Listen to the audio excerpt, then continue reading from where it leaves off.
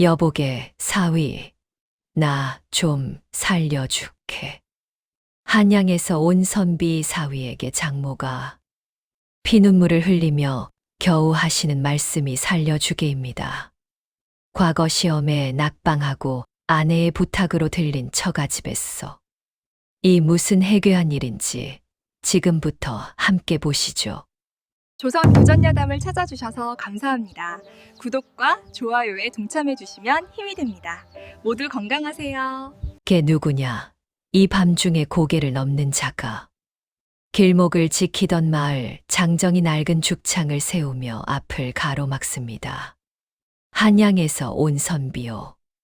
망월 마을 박씨댁으로 가는 길이니 길을 비켜주게.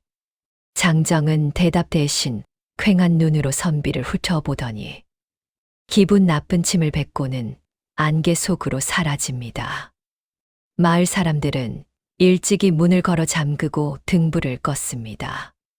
흉흉한 민심 탓에 이제는 산 사람보다 죽은 자의 원혼이 더 무섭다는 소문이 흉가처럼 번지고 있습니다.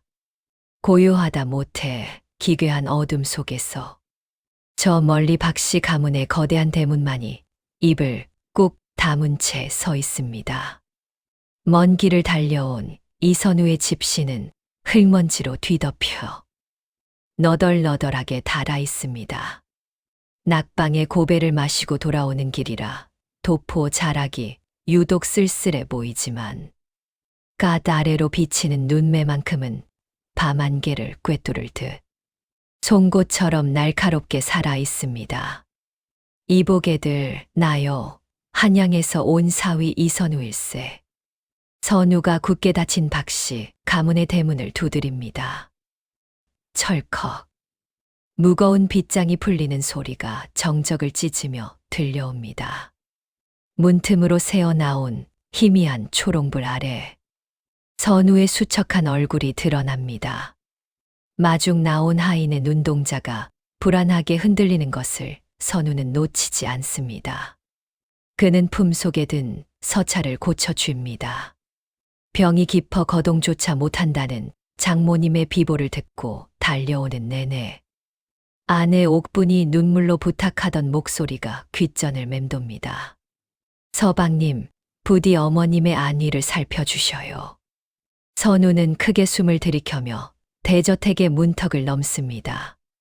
발끝에 닿는 마당의 흙이 왠지 모르게 차갑고 딱딱하게만 느껴집니다. 그는 도포 자락을 여미며 어둠이 짙게 깔린 안치 쪽을 향해 천천히 발걸음을 옮깁니다.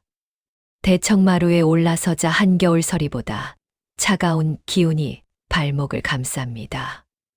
안채의 등불 아래 처남댁 윤씨가 서늘한 미소를 지으며 선우를 맞이합니다. 서방님, 이 먼 길을 어찌 오셨습니까? 가문의 형편이. 말이 아닌데 걸음이 무거우셨겠습니다. 윤씨의 말투는 정갈하나 그 속에는 날 선뼈가 박혀 있습니다. 곁에 선 처남 박승업은 눈을 맞추지 못한 채 헛기침만 내뱉으며 시선을 피합니다. 마당 구석에서 낙엽을 쓸던 늙은 종 돌쇠가 빗자루를 멈춥니다. 그는 선우와 눈이 마주치자 무언가 절박한 표정으로 입술을 달싹이다가 윤씨의 서슬퍼런 시선이 닿자 황급히 고개를 숙입니다. 삭, 삭. 빗자루 소리가 유독 거칠게 들립니다. 장모님을 먼저 뵈어야겠습니다. 안방으로 가시지요. 선우의 단호한 말에 윤씨가 앞을 가로막으며 답합니다. 어머님께선 지금 깊은 잠에 드셨습니다. 무리한 문화는 오히려 독이 될 뿐이지요. 가문의 안주인 행세를 하는 윤씨의 눈빛이 등잔불 아래 번뜩입니다. 선우는 이 명문가의 깊은 그늘 속에 무거운 비밀이 짓눌려 있음을 직감합니다. 박씨 가문의 대저택은 고요합니다. 그러나 그 정막 속에는 형용할 수 없는 기괴함이 서려 있습니다. 선우가 복도를 지날 때마다 코끝을 찌르는 것은 선비의 방에서 마땅히 나야 할 묵향이나 난초 향이 아닙니다. 비릿하면서도 역한 정체 모를 약재 냄새가 온 집안을 무겁게 짓누르고 있습니다. 이 고약한 냄새는 대체 무엇입니까? 환자에게 쓰기엔 향이 너무 독하군요. 선우가 곁을 지나는 하인에게 묻자 그는 황급히 고개를 숙이며 답합니다. 마님을 위해 다리는 탕약 냄새이옵니다. 워낙 귀한 약재라 향이 강한 것이지요. 그날 밤 객방에 머물게 된 선우는 잠을 이룰 수 없습니다.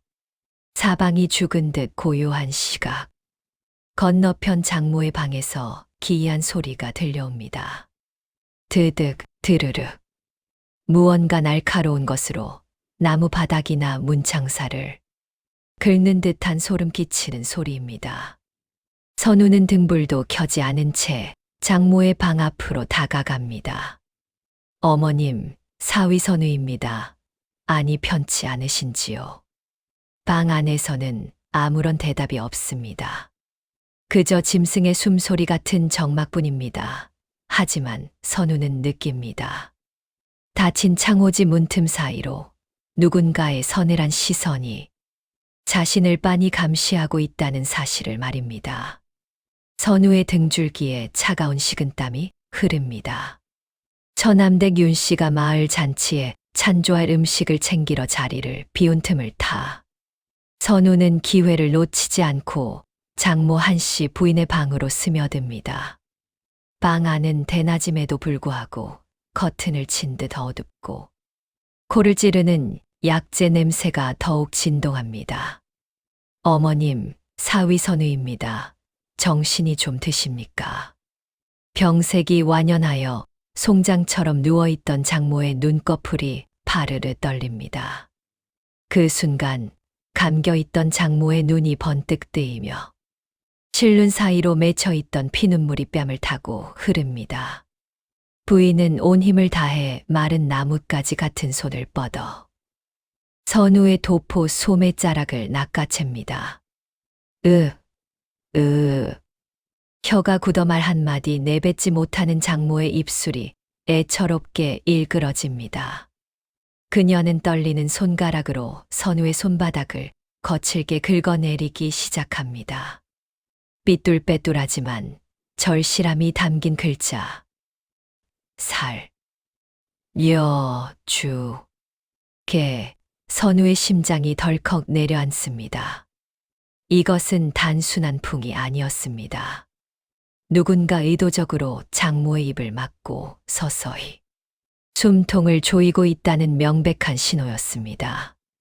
선우는 장모의 손을 꼭 쥐며 나지. 하지만 단호하게 속삭입니다. 어머님, 걱정 마십시오. 소생이 반드시 진실을 밝혀낼 것입니다. 선우는 장모의 방을 나오며 깊은 고민에 빠집니다. 지금이라도 한양으로 돌아가 관가에 알릴 것인가? 아니면 목숨을 걸고 이곳에서 진실을 파헤칠 것인가? 하지만 장모님의 그 절박한 피눈물이 선우의 발길을 무겁게 붙잡습니다. 선비로서 어찌 이 부조리를 보고도 못 본 척하겠는가?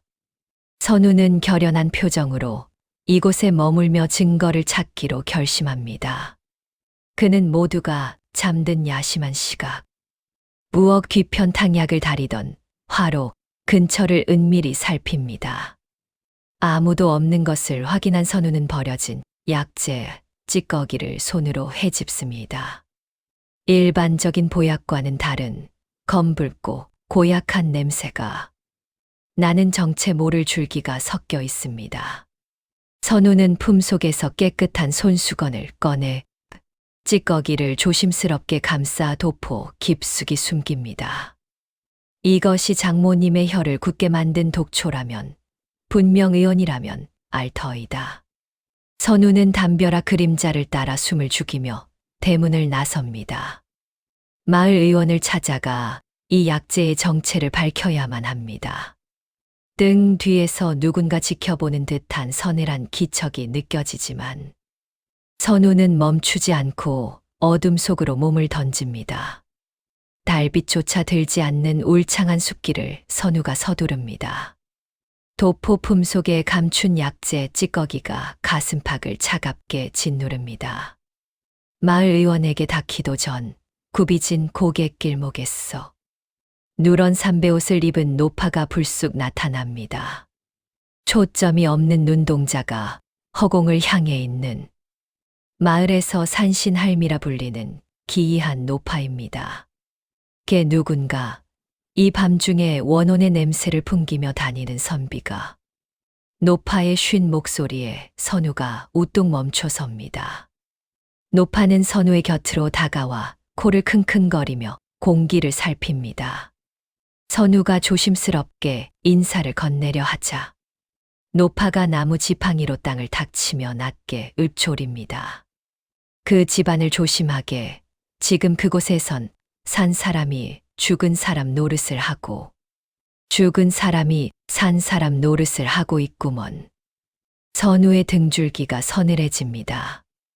노파는 대답을 듣기도 전에 안개 낀 어둠 속으로 스르르 사라집니다. 살고 싶거든 눈에 보이는 것을 믿지 말게. 멀어지는 노파의 경고가 산울림처럼 귓가에 남습니다. 선우는 탕약 찌꺼기를 쥔 손에 힘을 꽉 주며 다시 발걸음을 재촉합니다.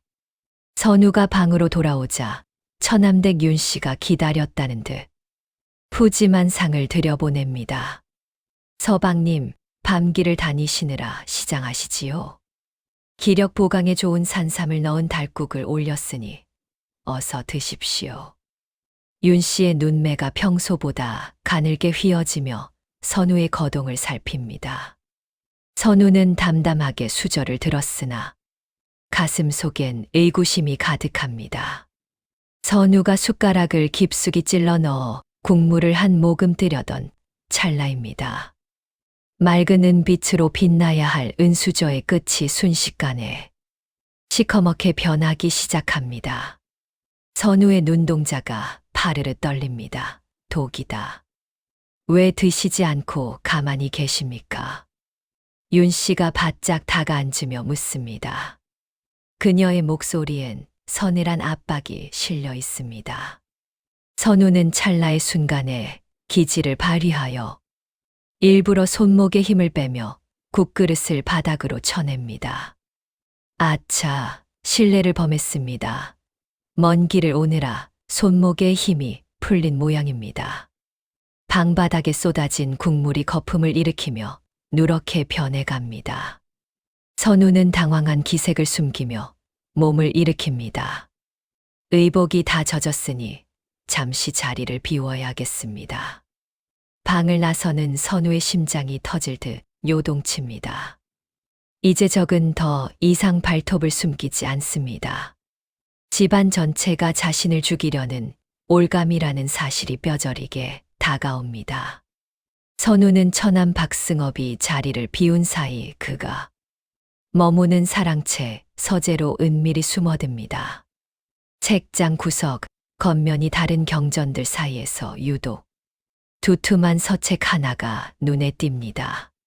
책장을 넘기자 그 안에서 뜻밖의 종이들이 툭 떨어집니다. 그것은 가문의 선산과 가택을 담보로 잡힌 전당포의 저당 문서들입니다. 이럴 수가, 명문가라는 박씨 댁의 가산이 이미 남의 손에 넘어갔단 말인가. 그때 문밖 복도에서 낮은 말소리가 들려옵니다. 선우는 급히 촛불을 끄고 몸을 숨깁니다. 날이 이제 와서 마음이 약해지시면 안 됩니다. 노른 빚을 갚으려면 어머님의 인장이 반드시 필요합니다. 윤 씨의 날카로운 목소리에 이어 승업에 떨리는 음성이 들립니다. 나도 안 해. 하지만 내 손으로 어머니를 그리 만들었으니 정령벌을 받을까 두렵구려.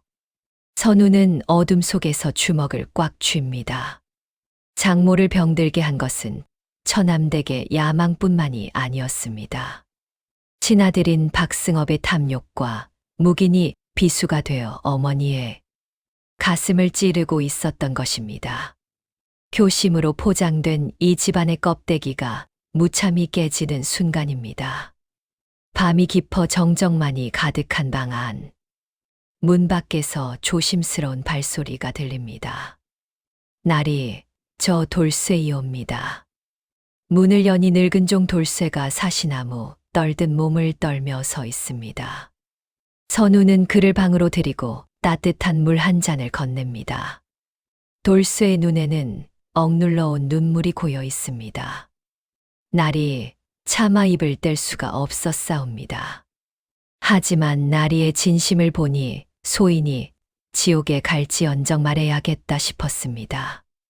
돌쇠는 바닥에 엎드려 목소리를 낮춥니다. 장모 한씨 부인이 쓰러지던 그날 밤, 돌쇠는 안방 문턱에서 차마 보지 말아야 할 것을 보았습니다. 박승업 부부는 쓰러진 어머니를 돌보기는커녕 장롱과 벽장을 미친 듯이 뒤지며 무언가를 찾는데 혈안이 되어 있었습니다. 마님이 숨을 헐떡이 쉬는데도 그분들은 그저 인장과 밀서가 어디 있느냐며 방을 난장판으로 만들었사옵니다. 선우는 눈을 감으며 길게 한숨을 내뱉습니다. 피를 나눈 자식이 어머니의 목숨보다 재물의 눈이 멀었다는 사실에 가슴이 찢어지는 듯한 괴로움을 느낍니다. 이 추악한 치부를 만천하에 밝혀야 하는 선비의 갈등이 밤의 정적만큼이나 무겁게 가라앉습니다. 마당 한가운데 작두가 놓이고 기괴한 북소리가 집안을 뒤흔듭니다. 처남댁 윤씨가 불러들인 무녀가 화려한 신복을 나부끼며 칼춤을 춥니다. 쟁강 쟁강. 무녀가 흔드는 방울 소리가 선우의 고막을 찢을 듯 파고듭니다. 이 집에 부정한 자가 들어와 지신이 노하셨다. 그 자가 장모님의 숨통을 막고 있구나. 무녀가 시퍼런 신칼을 들어 선우를 가리킵니다. 구경하던 마을 사람들의 눈빛이 순식간에 살기로 변합니다. 윤 씨가 이때를 놓치지 않고 통곡하며 소리칩니다. 서방님, 어찌 우리 가문에 이런 애군을 몰고 오셨습니까? 당장 저자를 방에 가두고 부정을 씻어내야 합니다. 이 무슨 망측한 짓입니까?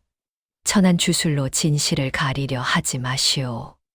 선우가 항변하며 다가서려 하지만 건장한 하인들이 그의 어깨를 거칠게 낚아챕니다. 선우는 그대로 끌려가 객방에 던져지고 밖에서 무거운 빗장이 걸리는 소리가 들립니다. 철컥. 창호지 너머로 비치는 무녀의 그림자가 기괴하게 일렁이고 선우는 꼼짝없이 가택연금 상태에 처하고 맙니다. 이 깊은 밤 선우는 감시가 소홀해진 틈을 다 다시 한 번 장모의 방으로 숨어듭니다. 굿판의 소음이 잦아든 뒤라 집안은 더욱 무거운 정막에 잠겨 있습니다. 장모 한씨 부인은 퀭한 눈으로 천장을 바라보다 선우의 기척을 느끼자마자 자신의 머리 아래 놓인 베개를 간절한 눈짓으로 가리킵니다. 선우가 조심스레 베개를 당겨봅니다. 겉감 속에 손을 넣어 깊숙이 헤집자 딱딱한 종이 뭉치가 손끝에 걸립니다. 서둘러 꺼내어 펼쳐보니 누렇게 바른 비단지에 붉은 인장이 선명하게 찍힌 밀서입니다. 이것은 전하의 어인이 찍힌 밀서가 아닙니까? 장모님이 목숨보다 아끼며 숨겨온 것은 재산이 아니었습니다. 영모로 몰려 억울하게 죽은 옛 친구의 가문을 다시 살릴 수 있는 결정적인 증거물이었습니다. 혀가 굳고 몸이 마비되는 고통 속에서도 그녀는 오직 이 서찰을 지키기 위해 모진 세월을 견뎌온 것입니다. 선우는 떨리는 손으로 밀서를 품속 깊이 넣습니다. 이제 이 종이 한 장은 장모의 목숨이자 선우가 목숨을 걸고 한양으로 가져가야 할 운명의 서찰이 되었습니다. 선우는 품속에 갈무리한 밀서의 감촉을 느낍니다. 차디찬 비단지의 질감이 가슴팍에 닿을 때마다 무거운 책임감이 어깨를 짓누릅니다. 이것은 단순한 종이 조각이 아닙니다. 억울하게 죽어간 이들의 명예를 되찾고 나라의 기틀을 바로잡을 서슬퍼런 칼날입니다. 정의를 지키는 것이야말로 진정한 효이며 선비의 길이다. 선우는 떨리는 손을 진정시키며 짐을 꾸립니다. 한양으로 가기 위해 도포 자락을 단단히 여미고 그 아래 작은 단도를 숨겨 넣습니다. 문 밖에서 발소리가 들리자 선우가 숨을 죽입니다. 조심스럽게 문을 연이는 늙은 종 돌쇠입니다. 날이 분부하신 대로 뒷마당 숲을 사이에 작은 수레를 감춰두었사옵니다. 고생했네 돌쇠. 오늘 밤 삼경에 어머니를 모시고 이곳을 뜰 것이네. 허나 날이 처남댁의 감시가 너무나 삼엄하옵니다. 만약 들키기라도 한다면. 돌쇠의 목소리가 바르르 떨립니다.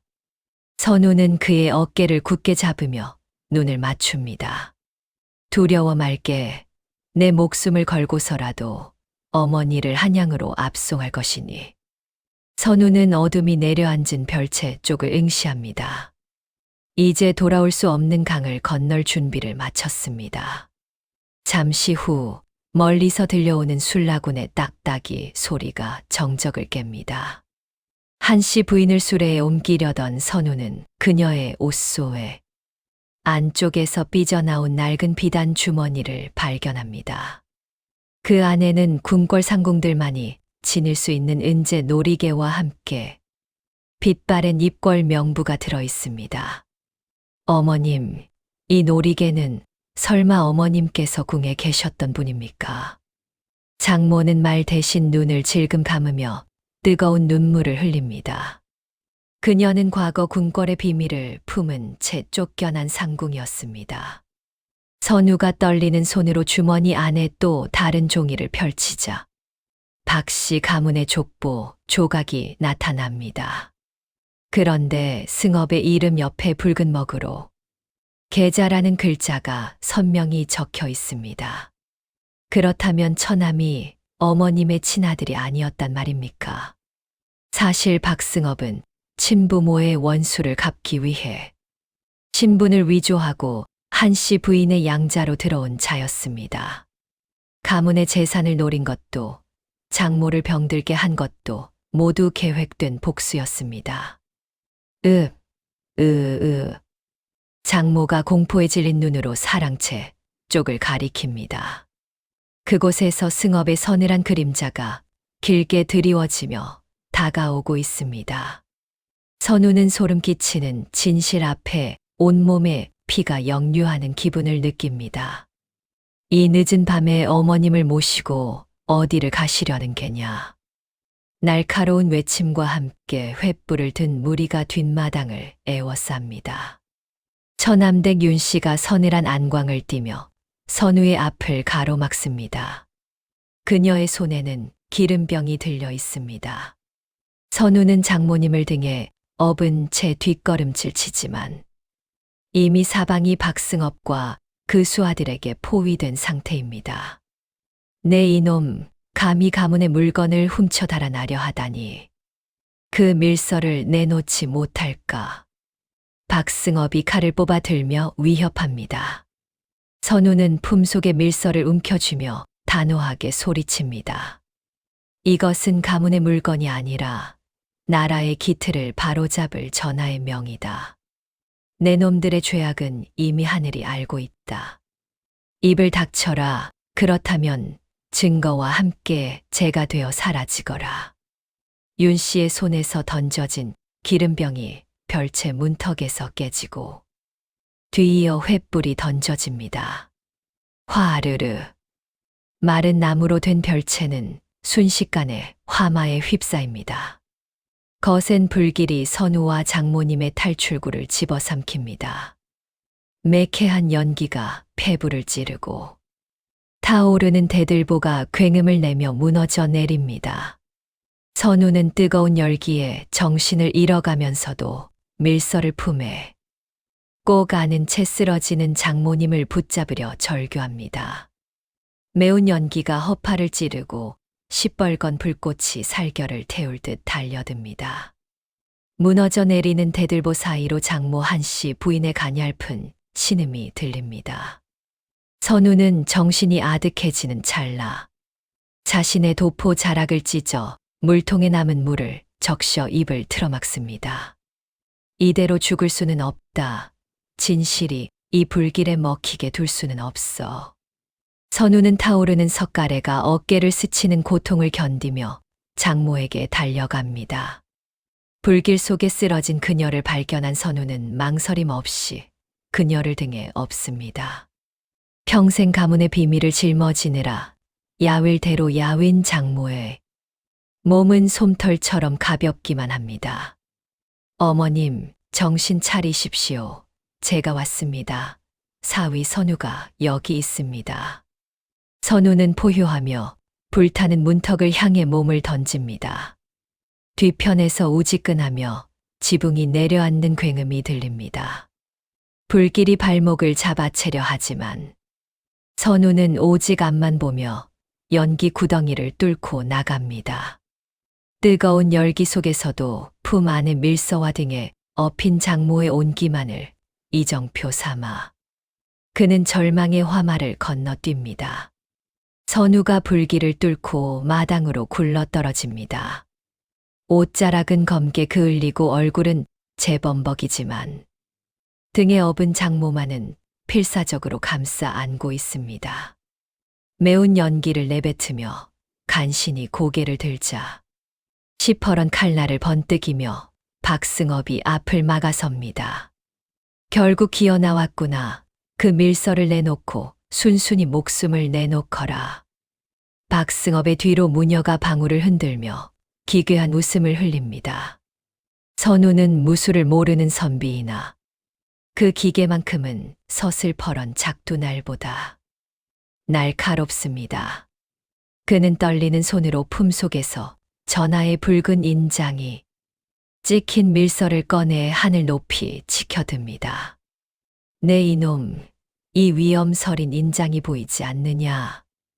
왕의 명을 거역하고 가문을 도륙하려 한 자. 감히 역적으로 다스림을 받고자 하느냐.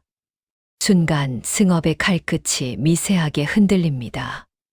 왕의 인장이 뿜어내는 위압감에 수하들이 주춤하며 뒤로 물러납니다. 그 찰나 굳게 닫혔던 대문이 굉음과 함께 박살나며 횃불 무리가 들이닥칩니다. 관아에서 나왔다. 한 놈도 빠짐없이 포박하라. 선우가 미리 보낸 전가를 받은 포교들이 마당을 가득 메웁니다. 승업의 손에서 칼이 힘없이 떨어지며 바닥에 챙그랑 소리를 냅니다. 포교들이 박승업과 윤씨의 팔을 거칠게 꺾어 마당 바닥에 굴립니다. 승업은 끝까지 고개를 쳐들고 발악하지만 선우가 내미는 밀서와 약재 주머니 앞에선 안색이 소금기 빠진 배추처럼 하얗게 질립니다. 이 주머니 속의 풀을 보시오. 이것은 약이 아니라 사람의 혀를 굳게 하고 사지를 마비시키는 독주. 단사초요. 무녀와 결탁하여 장모님을 산송장으로 만든 증거가 여기 있소. 선우의 서슬퍼런 일갈에 무녀가 먼저 바닥을 기며 자백합니다. 모두 저 마님이 시킨 일이옵니다. 저는 그저 시키는 대로 굿판을 버려 눈을 속였을 뿐이옵니다.